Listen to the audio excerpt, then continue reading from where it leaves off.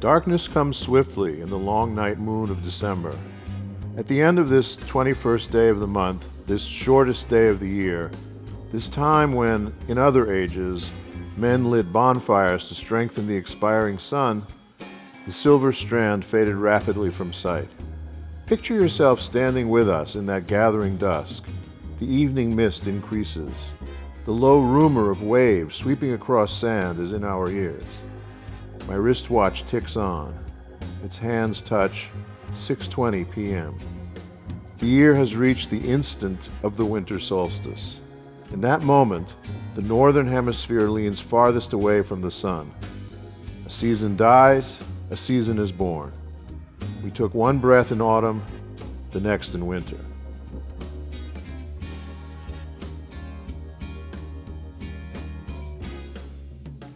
As we climbed into our white car, where the trunk and rear seat were crammed with cameras and binoculars and field guides and jackets and snowshoes, where maps had been laid out in zones across the continent, we looked inland from the sea.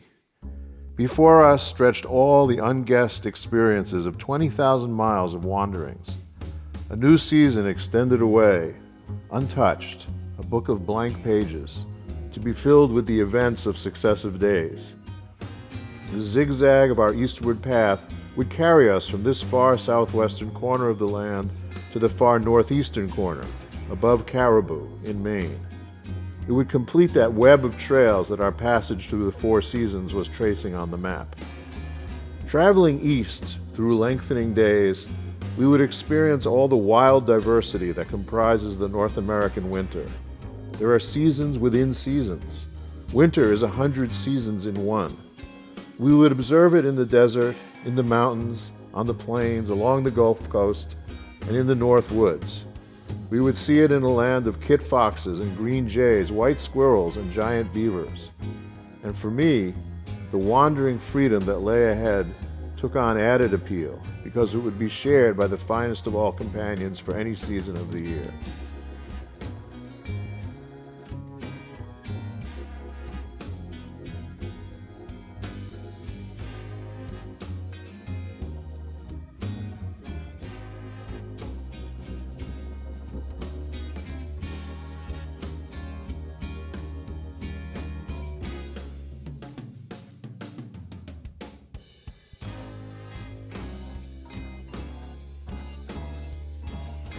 This we learned from our experience with the Four Seasons. We want them all. We want the rounded year. We crave no unending golden age, no perpetual spring of old mythology. We cherish the variety, the whole sequence of the seasons.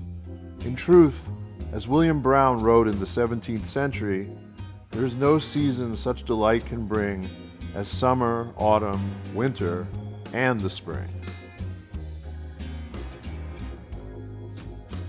And so we came home at last. We came home rich in memories. We drove down the long lane to the 160-year-old white cottage under the hickory trees.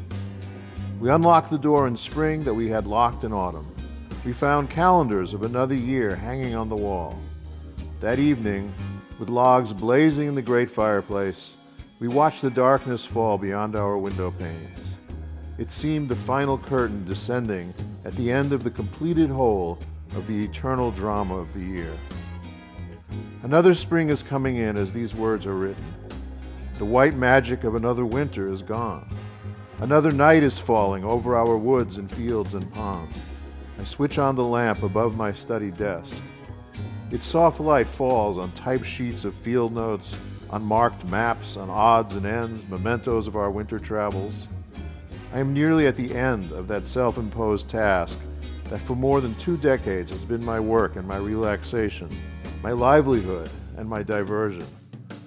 While I have been wandering across the country and writing of what I have seen, a kind of Plutarch of the seasons, 2 new states, Alaska and Hawaii, have been added to the Union. The population of the United States has grown by 50 million, and the Earth has traveled through space 10 billion miles. I set down these final words in the dusk of an early spring day. You are reading them when, where, under what conditions? Now the light, my light here, your light wherever you are, falls on the last page of the last book of the last season. We have traveled far together. We have watched the successive seasons flow and merge and intermingle. We have seen the beauty of the land through the whole cycle of the year. To those of you who have journeyed so long, who have traversed the 4 seasons in our company, to all, farewell. For here ends the story of our travels through the spring and summer and autumn and winter of the American year.